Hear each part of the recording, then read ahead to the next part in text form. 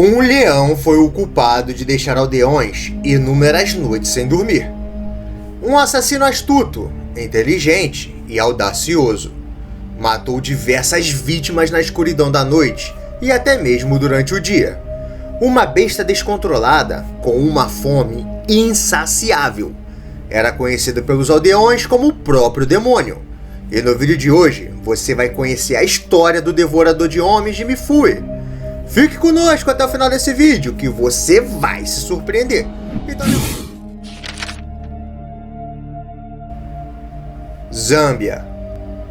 Um leão macho foi responsável por diversas mortes nas aldeias de Zâmbia. Tudo começou no dia 9 de julho de 1991. Dois meninos estavam caminhando em uma estrada no meio das áreas rurais. Eles voltavam da escola e, enquanto caminhavam, brincavam e se distraíam com tudo que viam pelo caminho. Com tantas distrações, os garotos não perceberam quão rápido estava passando a hora. Já era noite e eles ainda não haviam chegado em casa. Algo fez com que as crianças começassem a acelerar seus passos. Um grande leão estava os observando desde a metade do caminho, mas eles demoraram para perceber. Vendo que as crianças estavam querendo fugir, o leão decidiu atacar. O predador era o maior leão que aquelas crianças já tinham visto. O felino abocanhou o ombro de um deles e o arrastou para dentro da mata. Enquanto isso, o outro menino começou a correr desesperado, gritando e implorando por ajuda. Ele conseguiu chegar à aldeia e, eventualmente, soou o alarme. Todos se assustaram. Homens armados saíram em busca do menino que havia ficado para trás. Porém, infelizmente já era tarde demais. Ele havia desaparecido. No local do ataque, restou apenas alguns pedaços de roupas, fragmentos de sangue, ossos e carne. Daquele dia em diante, começaria o verdadeiro espetáculo de horror. Este foi apenas um de inúmeros ataques que estavam por vir. Dias depois, uma mulher foi surpreendida dentro de sua cabana. O predador adentrou sua casa derrubando a porta frágil, feita de materiais nada resistentes.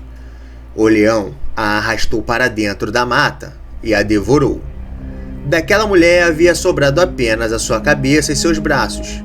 Aquilo foi um lembrete macabro da pura maldade do leão. Eram ataques incansáveis. Os moradores mal conseguiam sentir o luto, pois logo outro aldeão aparecia morto. Na noite seguinte, um menino foi atacado e arrastado bem diante a um guarda florestal. O homem não pôde fazer nada, pois quando se deu conta do ataque, o felino já estava com o menino preso em sua mandíbula. O leão tinha um rugido extremamente forte e ensurdecedor. Dessa forma, todos tinham a ideia de que ele era um leão absurdamente grande. Os patrulheiros o descreveu com cerca de 3 metros de comprimento e 1,5 metros de altura, desde as patas até o ombro. Era uma espécie extremamente grande. Os ataques continuaram sem parar e sem muito espaço de tempo entre um e outro. Ele não atacava apenas na escuridão da noite. O dia também passou a ser o terror dos moradores. Além disso, não era preciso estar na rua para ser atacado, pois o predador também adentrava as cabanas em busca de alguém para saciar a sua terrível fome. Ele era um leão ousado. Demonstrava ser absurdamente inteligente, pois conseguia evitar armadilhas e os patrulheiros que andavam constantemente armados. Esse comportamento do felino era perturbador aos aldeões, pois já que tudo que eles tentavam para acabar com as matanças, a fera sabia se esquivar e escapar. Certo dia, o predador atacou e matou uma aldeã chamada Jesslyn. Ela estava em sua varanda resolvendo suas tarefas diárias. O leão surpreendeu a mulher e a arrastou para a selva. A poucos metros de distância do local do ataque, havia guardas florestais. Eles estavam desatentos quando ouviram os gritos ensurdecedores de Jesslyn. Eles não conseguiram impedir o ataque mortal e foram testemunhas do horror. O leão não tinha medo de nada e voltou no dia seguinte na casa de Jaslyn. Ele entrou na cabana, pegou um saco de roupa suja, cujo estava infestado com o cheiro de Jaslyn. Caminhou até o centro da aldeia, onde havia um monte de pessoas assistindo, horrorizadas. Parado no centro da aldeia, o leão colocou o saco no chão, olhou para todos os moradores que estavam presentes ali e soltou um rugido assustador. Aquilo foi uma intimidação da parte do matador. Após isso, ele pegou o saco e foi embora para a selva. Daquele dia em diante, os moradores passaram a ver o leão sempre carregando consigo o saco. Às vezes, o predador era visto brincando com o saco, igual a um gato doméstico brincando com sua bola de pelo. Ele deixava a sacola apenas para caçar, mas sempre voltava para recuperá-la. Isso levou os moradores a acreditarem que a sacola foi amaldiçoada. Eles também acreditavam que o felino não era um leão comum, mas sim uma entidade demoníaca sobrenatural, um feiticeiro ou um xamã. Os nativos de muitas aldeias da África acreditam fortemente que espíritos malignos e xamãs têm o poder de assumir a forma de leões. É tão prevalente essa crença que as famílias dessas vítimas muitas vezes não contaram às autoridades a respeito dos ataques, porque acreditavam que foram visitados em retribuição por algo ou que eles ou seus parentes fizeram. Muitos deles, quando tinham algum parente morto por leões, consultavam um xamã ou um curandeiro da aldeia para tentar determinar se o ataque foi feito por um animal normal ou um espírito sobrenatural disfarçado. Essas crenças supersticiosas são tão levadas a sério que muitas das vezes os aldeões fazem justiça com as próprias mãos. Eles lincham aquele que pensam ser o mandante por trás dos ataques de leões. Esse matador passou a se chamar o Leão de Mifune. As pessoas passaram a viver com medo de tudo. Eles mal dormiam, pois nem mesmo dentro de casa estavam seguros, sabendo que o perigo está lá fora o tempo todo e que poderia atacar a qualquer momento, e todos passaram a se recusar a sair de casa, tanto de dia quanto de noite. E antes de continuar o vídeo, eu peço encarecidamente que você deixe seu like para estar dando uma força ao canal, pois é de extrema importância. E se você não é inscrito, te convido a se inscrever e virar um amigo do canal. Temos histórias incríveis e muitos vídeos para você maratonar. E desde já, agradeço por estar nos acompanhando até aqui. Valeu, galera! Um caçador chamado Adrian Kerr montou uma armadilha para tentar matar o leão. Ele teve um encontro bastante estranho com o predador e deixou seu relato. Ele veio logo depois da meia-noite, ou pelo menos foi quando eu tomei conhecimento pela primeira vez. Eu podia ouvir os seus passos circulando pela minha fortaleza de sacos de papel. Meus 2 rifles pesados, 3 lanternas e uma pistola era de pouco conforto. Ficou um pouco quieto, então eu o ouvi se alimentando da isca. Deixei que ele se acomodasse na alimentação por 20 minutos e depois coloquei a luz nele. Ainda tenho a imagem mental do animal de pé, nas patas traseiras, muito grande e alto. Eu estava pronto para atirar, mas no instante em que a luz o atingiu, ele caiu e foi embora. Adrian foi incapaz de matar o leão, e o predador continuou com sua matança.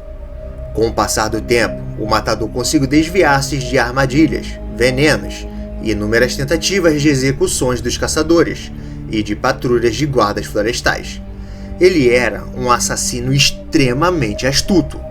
Muitas vezes pareceu rugir desafiadoramente para os homens armados, como se estivesse provocando e brincando com o psicológico deles.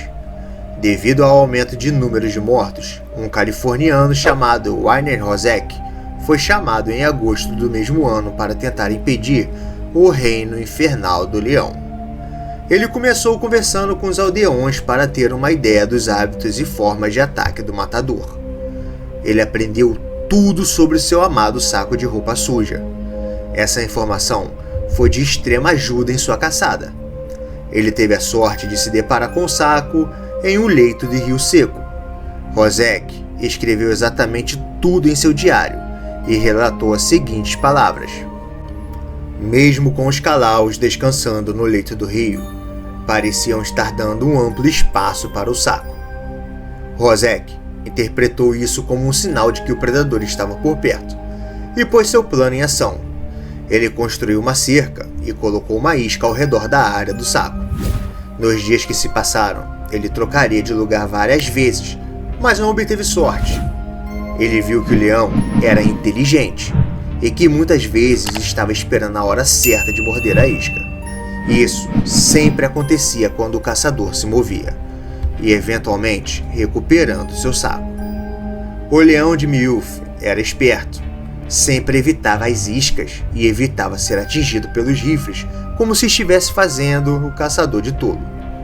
Rosek levava consigo sua câmera, e sempre que tentava tirar fotos das pegadas do leão, a câmera simplesmente não funcionava. Nessas horas, ele parava e pensava sobre o que os aldeões haviam contado, e começou a se perguntar se a fera era realmente dominada por entidades ou algo sobrenatural. Noites após, ele esperava pela aparição do matador, mas o leão circulava zombando do caçador sem ser visto. O caçador estava sendo vencido pelo cansaço. Em seu diário, ele escreveu: sabíamos que ele poderia nos ver a qualquer momento, seja em sua área de caça ou retornando ao acampamento a vários quilômetros de distância. Era como se um espírito estivesse por perto nos observando continuamente. Com isso, sentimos que havíamos conhecido esse leão de uma maneira muito estranha e peculiar. Estávamos todos perto da exaustão. Dormir estava fora de questão. Era simplesmente inútil tentar. Eu vim para caçar, e foi exatamente esse fato que talvez nos agarramos e agimos para nos convencer de que ele não estava controlando nossas vidas. Em um certo momento, Rosek percebeu que o leão estava impaciente mudando de lugar. Isso lhe deu uma ideia. Ele decidiu fingir que estava mudando de lugar para que o predador baixasse a sua guarda. O caçador construiu uma cortina, deixou a isca e depois se posicionou nas proximidades. E isso funcionou, pois logo o leão foi visto se aproximando da isca deixada. Rosek relatou dessa abordagem o seguinte: do meu ponto de vista do movimento do corpo do leão por trás da cobertura do tronco da árvore, ele não estava andando calmamente, como eu tinha visto muitos outros leões andarem sem serem perturbados. Ele estava andando rápido, quase trotando. Alcançando a árvore, ele então saiu de trás dela à nossa esquerda, e eu o vi pela primeira vez. Ele era enorme. Ele trotou, passando pela isca, e virou o rosto para o cego e rosnou. Ele sabia que estávamos lá, e como havia previsto com precisão, ele estava se movendo e ganhando velocidade. Nunca o veríamos parado, pelo menos não vivo. O caçador então acertou um tiro atrás do ombro esquerdo do felino.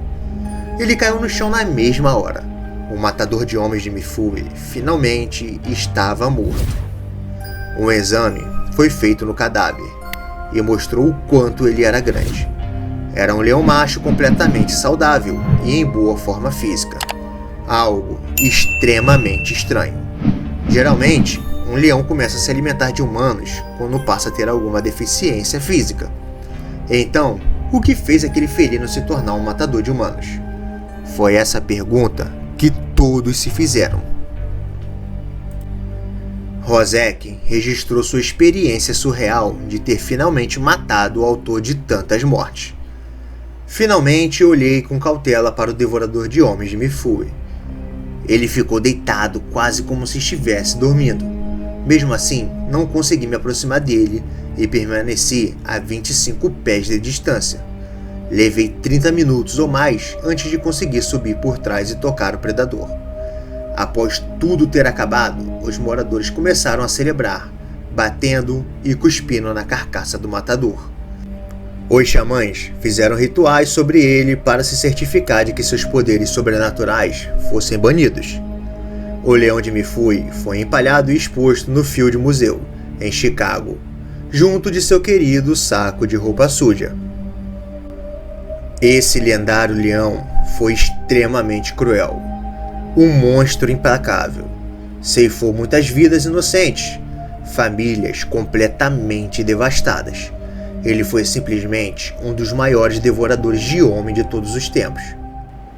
O caso que vamos contar hoje trata-se de um rapaz que se aproximou por uma das feras mais temidas pelo homem. Ele encontrou no predador uma espécie de consolo. Um urso pardo foi o causador de uma das tragédias mais aterrorizantes da história. Um ataque feroz e monstruoso. E todo esse momento de terror foi captado pelo áudio de uma câmera. Um relato de congelar a espinha. E no vídeo de hoje, você vai conhecer a história de Timothy Treadle, o homem que confiou demais em um urso e foi devorado vivo. Fique conosco até o final desse vídeo que você vai surpreender. Confiar em animais selvagens é um erro que muitas pessoas cometem. E isso não começou nos últimos anos. Existem registros de pessoas que confiaram em animais há décadas atrás. Uns se deixam levar pela paixão que sente por eles. Outros simplesmente subestimam a capacidade e brutalidade de animais selvagens. O caso de hoje trata-se de um homem que por muitos anos viveu dependente de entorpecentes. Ele conseguiu mudar sua vida, se livrou de seus vícios e, para se consolar, ele se apaixonou por um animal selvagem que é extremamente perigoso para qualquer ser que cruze seu caminho, principalmente para nós seres humanos. Esse homem se chama Timothy Treadle. Na época ele tinha 46 anos de idade. Ele passava todo o verão acampando nas florestas do Alasca. Ele fazia esse evento há 13 anos consecutivos. Ele havia tomado um carinho especial pelos ursos. Tinha eles como confidentes. Era como se ele tampasse um buraco em seu peito. Timothy Treadle foi acampar com sua namorada Amy em 2003. Ele escolheu montar seu acampamento perto de um riacho que abrigava vários salmões, local em que os ursos geralmente se alimentam no outono. Era final de ano. Naquela época, os ursos ficavam à procura de alimentos. Eles se alimentavam o máximo possível, pois queriam hibernar bem alimentados para sobreviverem ao duradouro inverno. Mas o suprimento de comida era limitado, e isso os deixava extremamente agressivos. Seus planos não eram diferentes dos anos anteriores. Ele queria deixar o acampamento no mesmo tempo em que fazia todos os anos. Mas algo deu errado, e isso foi fatal para ele. Timothy acabou tendo um desentendimento com a companhia aérea, e isso fez com que ele ficasse mais tempo no acampamento. Até aí, a viagem estava indo bem. Ele tirou várias fotos com os animais e fez várias gravações. Ele era fascinado pelos ursos. Em suas viagens, eles brincavam e até mesmo tocavam nos animais. Ele literalmente não ligava para o perigo que estava correndo. Timothy tinha em mente em que os predadores eram acostumados com suas visitas anuais e por conta disso, eles o conheciam. Por isso ele ficava tão seguro e à vontade perto dos animais. Um urso específico estava frequentemente perto dele nessa viagem. Timothy interpretou essa aproximação como um gesto carinhoso do animal, mas as intenções do predador eram totalmente diferentes do que ele pensava. No parque era proibido o uso de armas, porém era permitido o uso de spray. Mas Timothy confiava tanto nos animais que deixou de levar essa proteção há anos. Esse urso foi visto em uma de suas filmagens.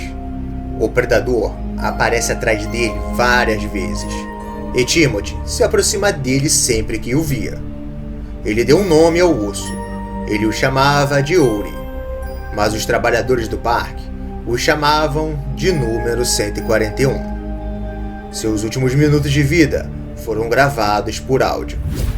Tudo começa quando Amy sente que tem algo se aproximando das barracas. Ela então pergunta a Timothy se o urso ainda estava lá fora. Após isso, Timothy começa a gritar para que ela saísse dali, avisando que ele estava sendo atacado. Então se escuta o zíper da barraca se abrindo nesse momento. Amy havia saído correndo no meio da tempestade. E enquanto ela corria, ela gritava para que Timothy se fingisse de morto. Seus gritos e berros fez com que o urso soltasse Timothy. Quando Amy percebe que o urso havia soltado seu namorado, ela parou de correr e voltou para ajudá-lo. Mas isso fez com que o urso tornasse a atacá-lo. E dessa vez, ele estava mais furioso do que antes. O predador envolveu sua mandíbula na cabeça de Timothy e começou a arrastá-lo para a vegetação rasteira. Com muita dor e já não aguentando mais, Timothy grita para que Anne batesse no urso. Ela o respondeu dizendo que para ele continuasse lutando contra o urso.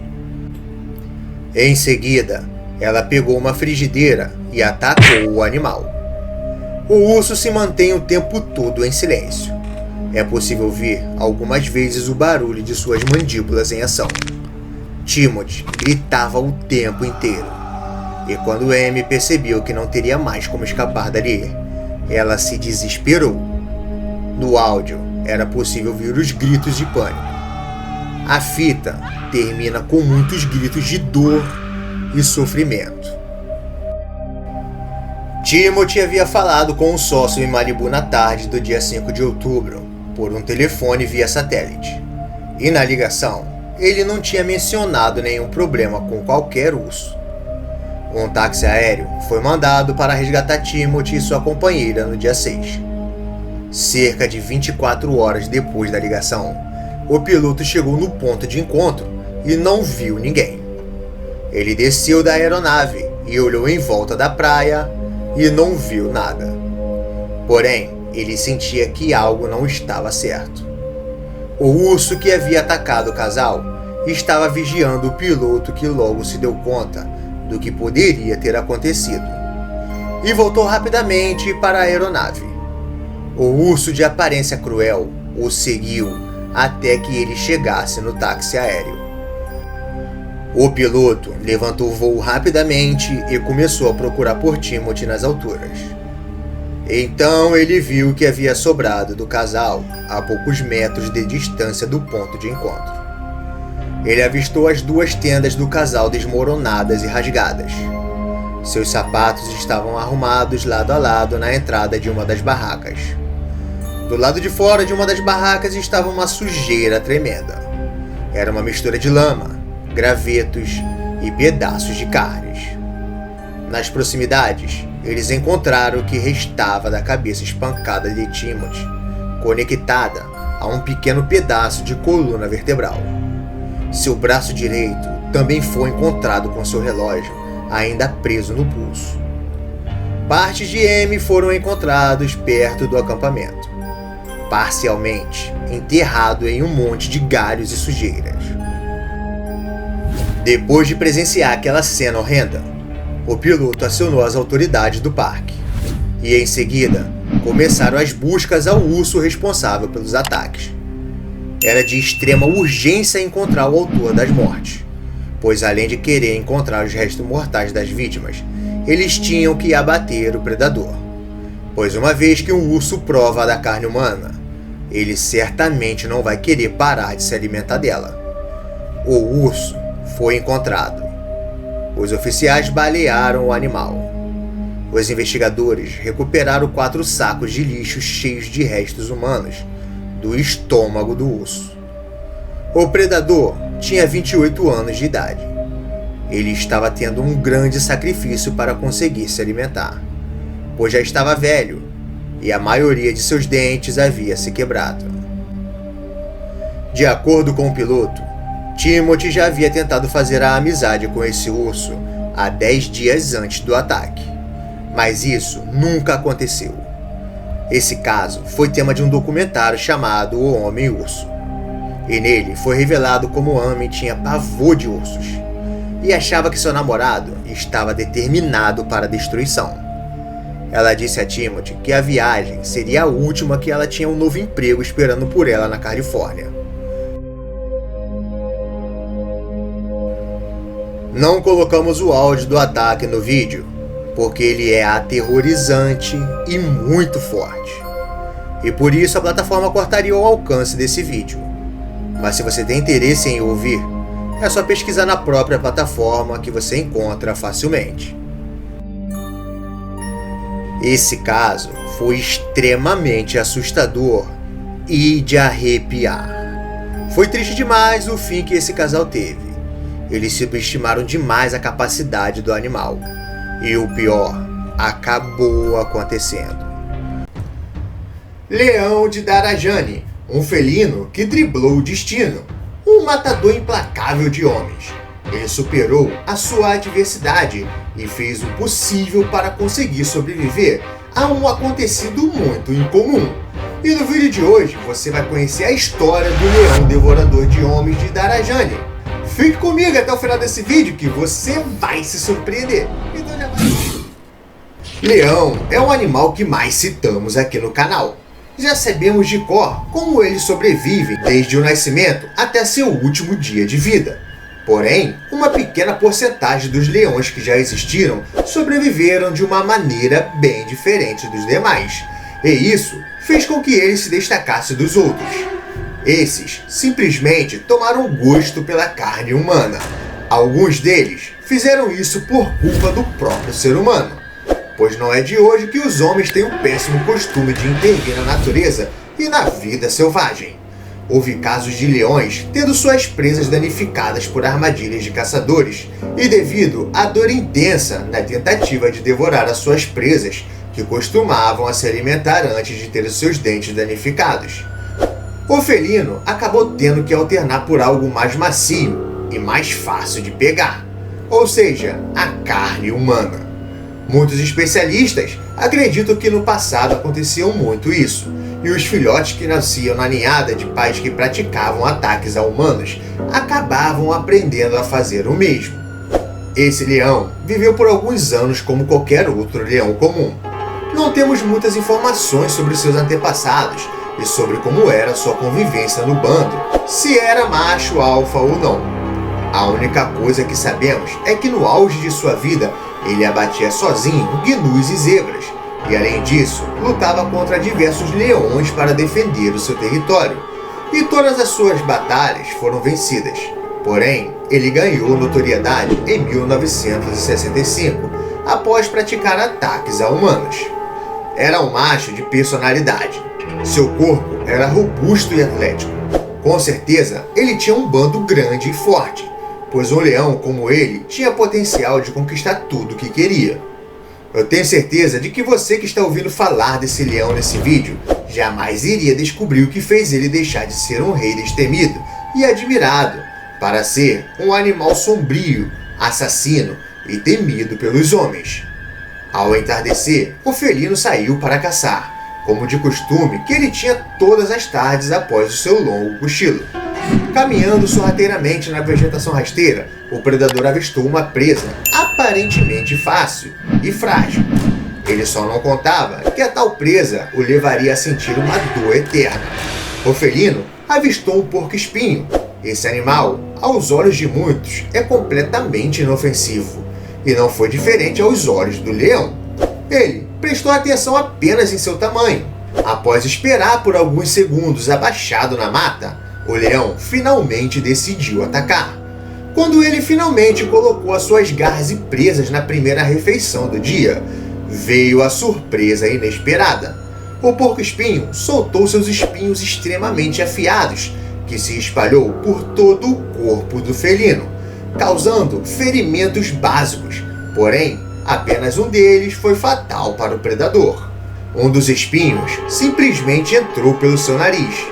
De primeiro, não o incomodou tanto, mas ao sentir o incômodo, o leão largou o animal imediatamente e tratou de se livrar dos espinhos. Ele conseguiu arrancar todos, menos o que estava em seu nariz. Ele não tinha outra alternativa a não ser conviver com aquilo incomodado no seu nariz. Esse era apenas o começo de seu sofrimento. Tudo piorou quando ele foi se alimentar. Sem conseguir caçar, o felino teve de esperar as leoas abater algo para ele poder comer. E quando ele deu a sua primeira mordida, pôde sentir uma dor extremamente forte. Todas as vezes que ele abria a boca, o espinho entrava mais e mais. Naquele momento, tudo que ele fizesse lhe traria dor. Como ele conseguiria se alimentar de presas com a carne extremamente dura, sem fazer força com a mandíbula? Simplesmente não tinha como. Então, com dor e com fome, o felino ficou por dias sem se alimentar. Aquele realmente seria o seu fim. Mas, infelizmente, um aldeão fez com que o seu destino tomasse outro rumo. Ao avistar o homem andando em uma trilha feita no meio da vegetação, o felino imaginou que aquela presa poderia saciar a sua fome sem causar muito sofrimento. Ele então se preparou para atacar, e quando o pobre aldeão estava a poucos metros de distância dele, ele atacou brutalmente. Foi um golpe rápido e certeiro. O leão devorou o rapaz com calma e com cuidado. Ele viu que aquela presa servia e não lhe causava tanta dor quanto as presas que ele costumava caçar. Logo, a notícia se espalhou e todos os moradores de Darajani entraram em desespero. Essa região fica localizada em Tsavo, no Quênia, na África. Esse ataque desencadeou outros. O leão finalmente tinha achado a maneira perfeita para conseguir sobreviver. Dias depois, o felino resolveu fazer outro ataque. Os espaços entre um ataque e outro eram bem pequenos, pois a carne humana era a única que servia para o predador naquele estado. Uma pequena aldeia foi surpreendida por sua fúria. Ouvindo rugidos ensurdecedores à distância, os moradores sabiam que o predador estava se aproximando. A tensão pairava no ar, e eles se preparavam para o inevitável encontro com a besta. Naquela noite, Darajani emergiu das sombras, exibindo a sua majestade assustadora.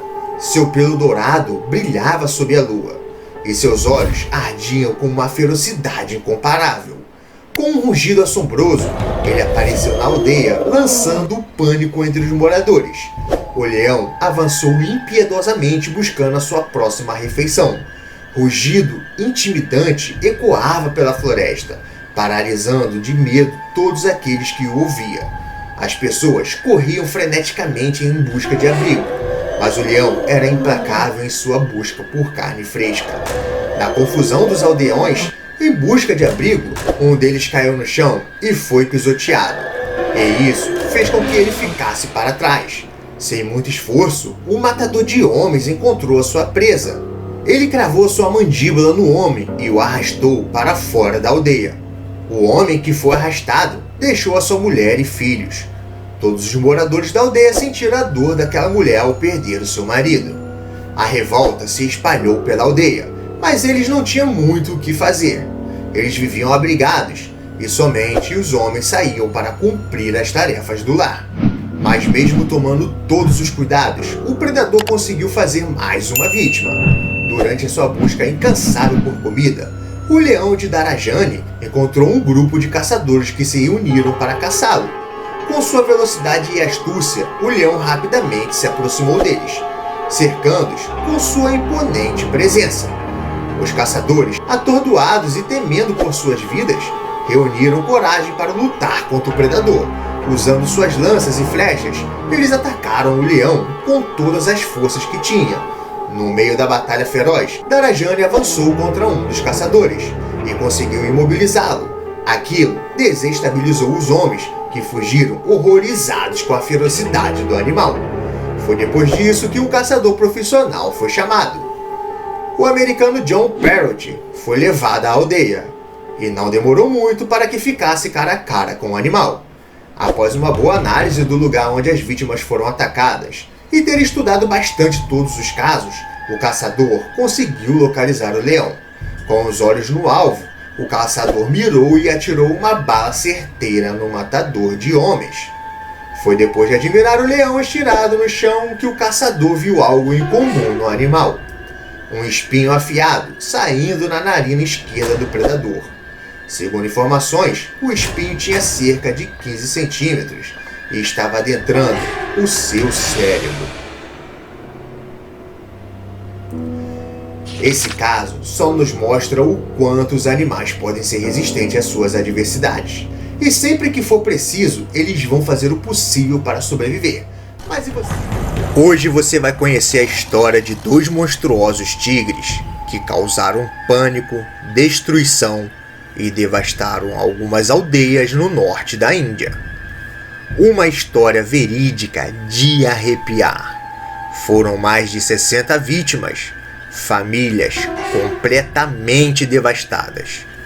Esse caso está incrível e hoje você vai conhecer a terrível história dos tigres de Chogar. Fique conosco até o final desse vídeo que você vai se surpreender. Dois tigres foram responsáveis por tirar a paz e o sono dos moradores de Kumaon Oriental. Eles mataram mais de 60 pessoas em um período de 5 anos. Os moradores passaram a chamá-los de comedores de homens. Os tigres eram uma fêmea adulta e um filhote pré-adulto. De início, a mãe atacava sozinha, mas logo passou a ser acompanhada de seu filhote quando chegou à fase adulta. Seus ataques cobriam uma área de 1.500 km². Os números de pessoas mortas foram contados pelo caçador Jim Corbett, que fez um quadro simbolizando cruzes, e cada uma dessas cruzes era uma vida que os tigres haviam tirado. Em seu livro, Jim relatou que as pessoas que foram gravemente feridas e as que não tiveram seus restos mortais achados por completo não estavam naquele quadro. Então, por isso, o número de pessoas mortas não é exatamente certo. Na época, os moradores locais estimaram o dobro de 60 pessoas mortas pelos devoradores de homens. Jim Corbett é um caçador muito famoso. Ele foi chamado para capturar os tigres no ano de 1929. Porém, os ataques se iniciaram no ano de 1925. Ele chegou na floresta de Kalagar, no leste de Kumaon, na Índia. Em uma noite de abril, na época os tigres estavam conduzindo o reinado de terror. As pessoas viviam em pânico e já não aguentavam mais viver daquele jeito. Jim havia sido chamado para caçar outros dois animais que também estavam matando pessoas. Porém, ele escolheu caçar os tigres de Chogar, devido à sua contagem de instância superior. Jim chegou lá sabendo que encontrar os tigres não seria nada fácil, pois os animais atacavam em um terreno muito grande. Jim gostava de caçar sozinho, e para ele achar os animais sozinhos em um espaço tão grande seria quase impossível. Ele passou a visitar o maior número possível de locais de matança. Foi até os parentes das vítimas e testemunhas para ver se conseguia alguma informação valiosa que o ajudasse na caça aos tigres. Jim ficou durante 1 ano tendo orientações erradas sobre os animais, e isso fez com que ele matasse 2 tigres por engano. Dias depois, uma pecuarista afirmou que os tigres tinham atacado uma de suas vacas uma noite. Segmentos dos tigres levaram a um barranco. Lá, ele encontrou os 2 tigres comendo uma vaca morta. Jim disparou contra os animais. Ele pensou ter acertado a fêmea. Porém, ao ouvir o tiro, ela fugiu. E ao examinar o cadáver, descobriram que o tigre morto era o filhote. No dia seguinte, Jim decidiu utilizar 4 búfalos como iscas. Durante 10 dias, não houve relatos de ataques, e os búfalos foram deixados intactos. No 11º dia, uma mulher foi atacada do outro lado da aldeia. Jim decidiu amarrar uma cabra em uma árvore próxima, mas ela também não foi atacada. 3 dias depois, Jim foi informado que uma mulher havia sido morta em Lohali, uma aldeia a 5 milhas ao sul de Dalcania. Ao chegar lá, Jim foi abordado por um ancião da aldeia, que implorou para salvar a sua filha, que havia escapado da tigresa com ferimentos graves. Embora Jim tivesse tratado suas feridas com cuidados médicos, ela acabou morrendo na noite seguinte. Uma semana depois, houve outro ataque. Durante a procura no local do último ataque, ele encontrou pegadas frescas e disse a um pastor próximo para ser cuidadoso. Logo depois, o pastor foi atacado pela tigresa. Antes de morrer, o pastor conseguiu avisar a sua aldeia que a tigresa estava por perto. Jim teve que voltar para casa, pois as chuvas o atrapalhou. Ele retornou à floresta em 1930. Nessa mesma época, mais de 25 pessoas haviam sido atacadas e mortas pela tigresa. Jim caminhou por 19 dias na floresta a pé, mas não teve resultado. E sim, ele avistava as pegadas da felina muitas vezes, mas ela sempre despistava. Ele conhecia as características da tigresa de cor, mas mesmo assim não havia encontrado. No dia 10 de abril, tudo isso mudou.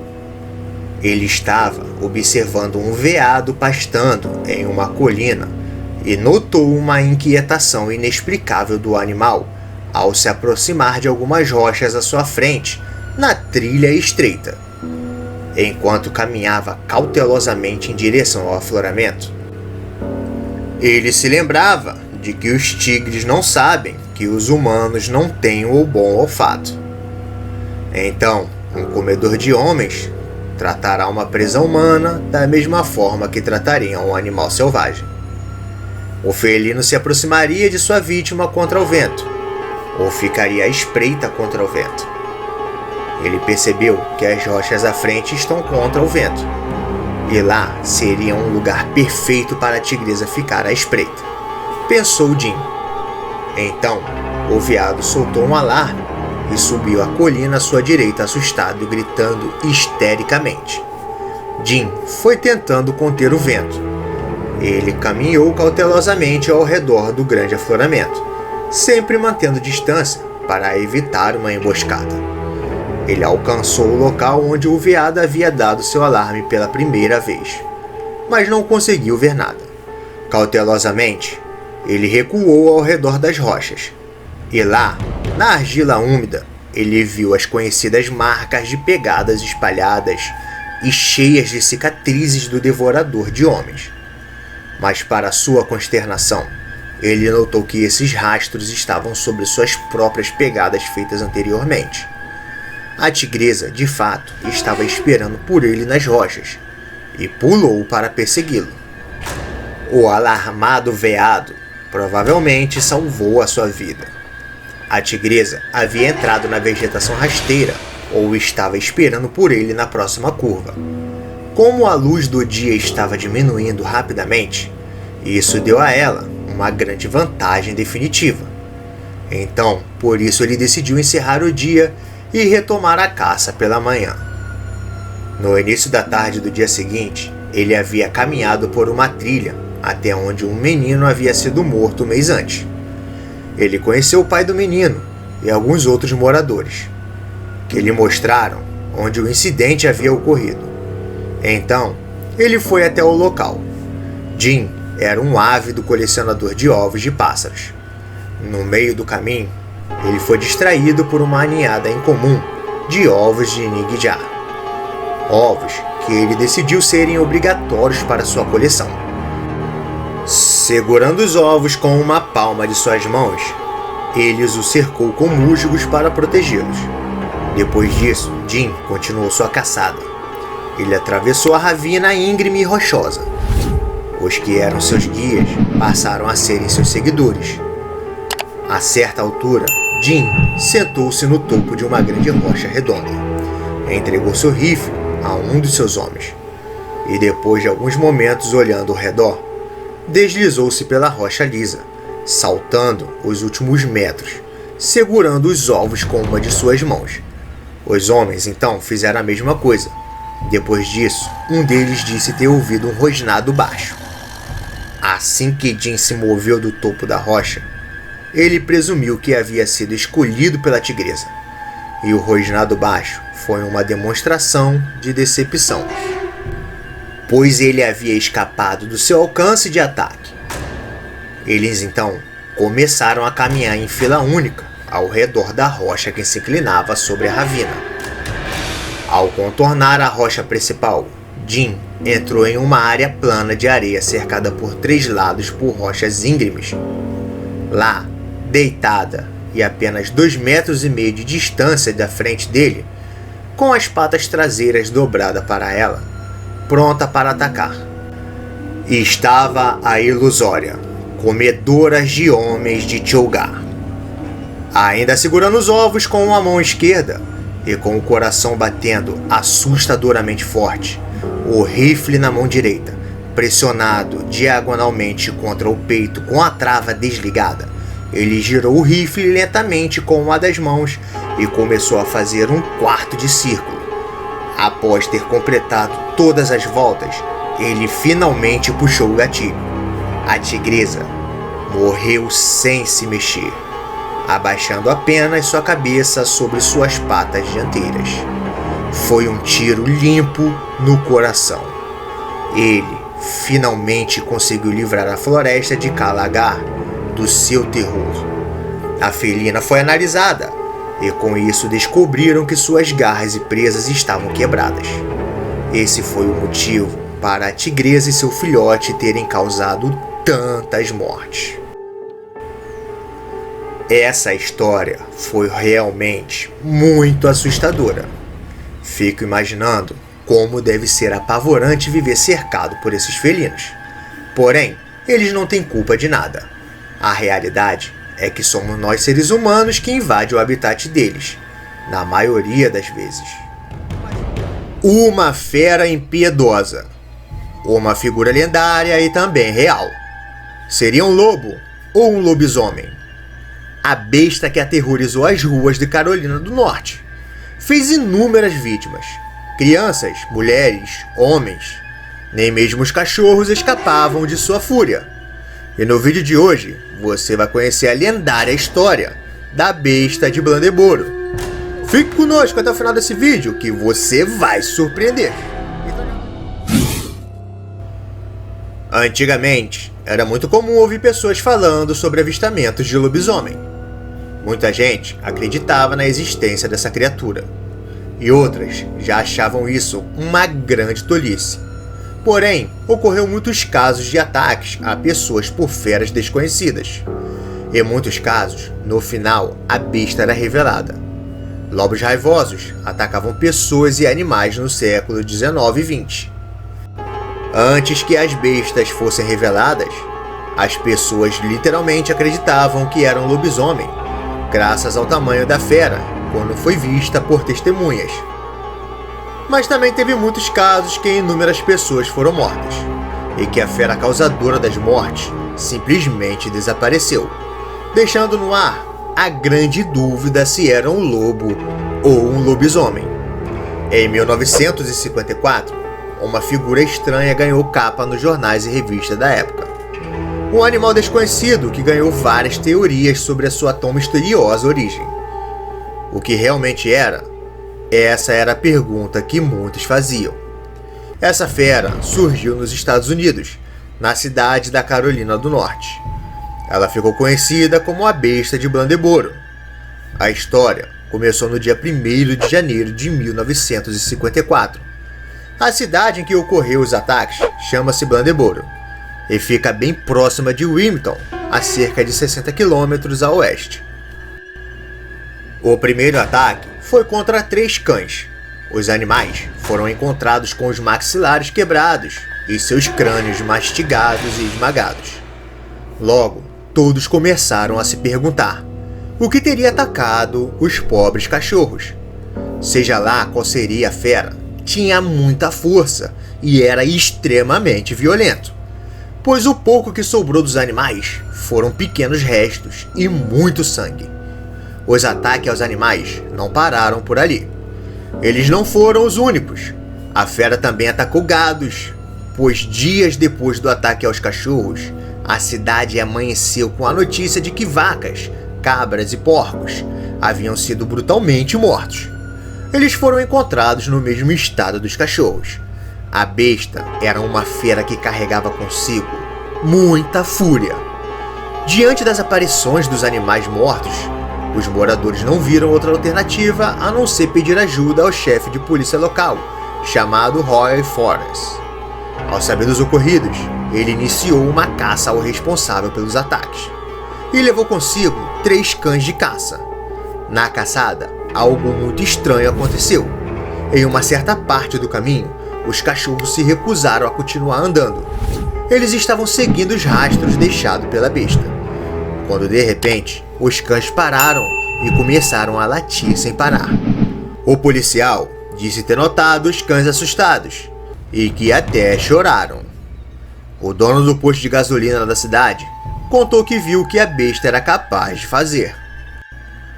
Ele viu a quantidade de animais diminuindo após inúmeros ataques.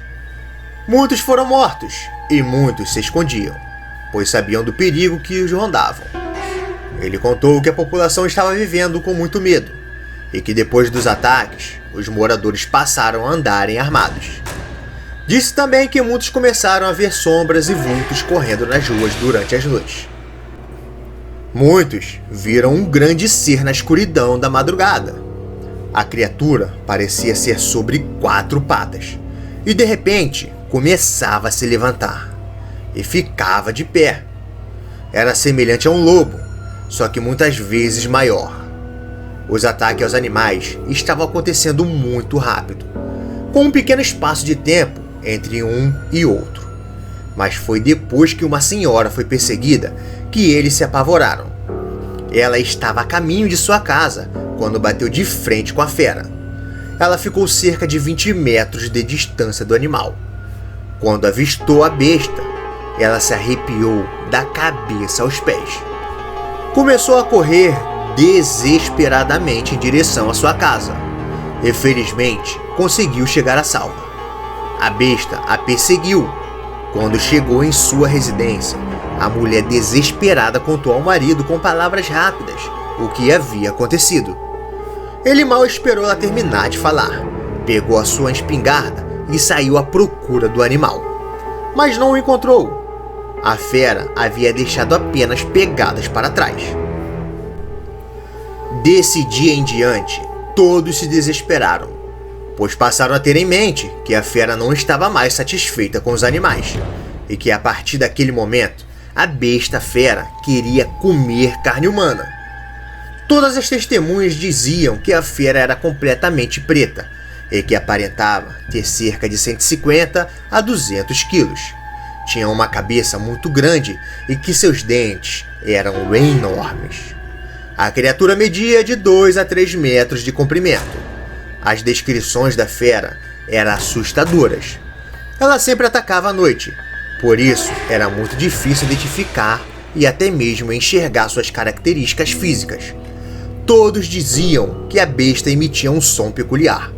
Toda vez que ela se aproximava, as testemunhas ouviam sons de criança chorando ou de mulher gritando por ajuda. Era uma estratégia usada pela fera para atrair os curiosos e, dessa maneira, atacar. Foi depois disso que os ataques a humanos começou a acontecer. Mas antes de continuar o vídeo, peço encarecidamente que você deixe seu like para estar dando uma força ao canal, pois é de extrema importância. E se você não é um inscrito, te convido a se inscrever e virar um amigo do canal. Temos histórias incríveis e muitos vídeos para você maratonar. E desde já, agradeço por estar nos acompanhando até aqui. Valeu, galera! As pessoas começaram a serem atacadas. Vários corpos humanos começaram a ser encontrados, desfigurados e devorados. A cidade virou um verdadeiro caos. Com medo, os oficiais criaram um toque de recolher, já que a besta só atacava durante a noite. Antes que anoitecesse, mulheres e crianças tinham que estar dentro de casa com as janelas e portas trancadas. Pediram também para que as pessoas que tinham cachorros como animais domésticos que não os deixassem do lado de fora, pois esses eram seus alvos principais. 6 cachorros foram mortos. Testemunhas viram eles sendo arrastados para dentro do pântano e, após isso, nunca mais foram encontrados. No momento em que as autoridades estavam sendo avisadas sobre os ataques aos cachorros, um cão foi arrastado. Eles ouviram os gritos e choros do pobre cachorro, sumindo do ar. Enquanto os mais fracos estavam se protegendo, caçadores experientes saíram à procura da criatura. Mesmo com as orientações para não sair de casa, e com muitos caçadores em busca da besta, o número de vítimas continuou a aumentar. Se multiplicou. Foi então que o chefe de polícia sugeriu que fosse feita uma armadilha para pegar o animal, amarrando alguns cães na floresta, ideia que foi descartada pelo prefeito da cidade. No dia 9 de janeiro, o prefeito decidiu suspender a caçada, alegando motivos de segurança. Ele achou que o grande número de caçadores no pântano poderia terminar por um atingindo o outro, confundindo com a fera. Um jornal na época, diante da decisão do prefeito, publicou o seguinte título: "A besta vampiro vence a batalha de Blandenburg". No dia 13 de janeiro, sem nenhuma resposta e sem nenhuma vitória sobre a besta, o mistério chegaria ao fim da mesma maneira que começou. Uma armadilha que tinha sido deixada no pântano capturou um lince e o animal foi morto com um tiro na cabeça. O lince foi considerado o animal que estava assustando a cidade, o que não convenceu toda a população, incluindo o prefeito. Porém, depois disso não se falou mais na besta por um bom período, até que caiu no esquecimento total. Quando todos já estavam vivendo sem medo, a besta voltou a atacar. Houve uma série de ataques. A fera fez diversas vítimas. Pegou várias pessoas desavisadas na surdina da noite. Os oficiais estavam prestes a iniciarem a caçada novamente. Mas a besta desapareceu de novo. E dessa vez foi definitiva. Mesmo a fera não aparecendo mais, cidadãos não conseguiram voltar a viver em paz e sem medo. O mistério da besta nunca foi desvendado. As pessoas viveram anos com dúvida da origem daquela criatura. Uns diziam que se tratava de um grande lobo, mas outros insistiam que a fera era um lobisomem. Os boatos e histórias continuaram até que a fera caísse no esquecimento total. Mas e você? Já tinha ouvido falar nessa história? Será que era realmente alguma espécie de lobo ou lobisomem? Que espécie de animal você acha que poderia ter causado tantas vítimas? Deixe sua opinião nos comentários. Vamos debater sobre o assunto do vídeo. E se você gosta de conteúdos e histórias como essa, deixe sua sugestão de vídeo nos comentários, que provavelmente iremos trazer aqui no canal. Não deixe de se inscrever e de deixar o seu like para estar fortalecendo o nosso trabalho. É de graça, galera! E dessa forma, você vai estar ajudando o nosso canal a crescer e contribuindo para o nosso trabalho, que é trazer conteúdos incríveis e de qualidade para você. Fique agora com um desses 2 vídeos recomendados para você. Muito, mas muito obrigado por assistir. E até a próxima, galera! Fui!